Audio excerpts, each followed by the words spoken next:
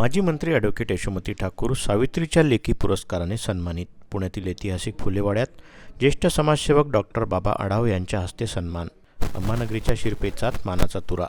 गेली अनेक दशके विधिमंडळाच्या सदस्य म्हणून शेतकरी, शेतमजूर, बेरोजगार तरुण तसेच महिलांच्या विविध समस्यांवर महाराष्ट्र विधानमंडळात आपला आवाज बुलंद करणाऱ्या काँग्रेसच्या नेत्या व माजी मंत्री ॲडव्होकेट यशोमती ठाकूर यांना मानाचा सावित्रीच्या लेखी पुरस्कार देऊन सन्मानित करण्यात आलं.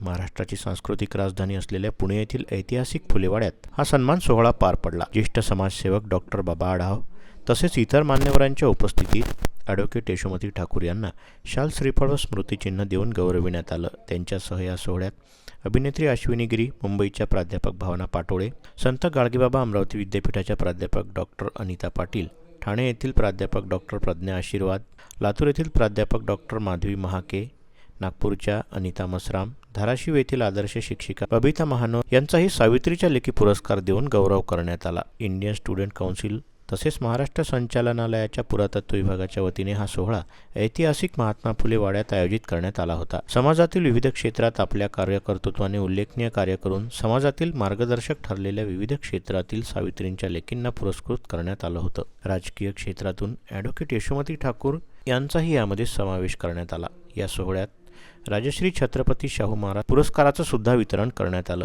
ज्येष्ठ समाजसेवक डॉक्टर बाबा आढाव यावेळी म्हणाले की भारतीय संविधानाने कुठलाही मनमानी व निरंकुश राज्य करण्याची मुभा दिली नाही. मनुस्मृतीने स्त्रीला स्वातंत्र्य देऊ नका असं सांगितलं. सावित्रीच्या लेखी पुरस्काराचा सन्मान प्राप्त करणाऱ्या लेकींवर आता महिलांच्या उत्थानाची मोठी जबाबदारी आली आहे, ती त्यांनी पार पाडावी असं मनोगत यावेळी त्यांनी व्यक्त केलं. यासोबतच आज देशात आणि राज्यात सर्व काही चांगलं सुरू आहे असं आपल्याला अजिबात वाटत नाही. कार्यक्रम जरी छोटा असला तरी वास्तविकतेत आपण जगलो पाहिजे. या देशाचा इतिहास बदलणं याचं षडयंत्र आपल्यासोबत होत आहे. राजकारणात वावरत असताना या गोष्टींशी जुळून संबंध आला. या गोष्टी का व कशा घडल्या हे आम्हालाही कळलं नाही. देशाचा इतिहास, संविधान बदलण्याचं षडयंत्र तरुण पिढीने जाणून घेतलं पाहिजे. सध्या फार मोठं संकट उभं ठाकलं आहे, त्याची जाणीव सर्वांना झाली पाहिजे. जोपर्यंत देशातील जनता हे आंदोलन आपल्या हातात घेत नाही तोपर्यंत हे असंच सुरू राहणार.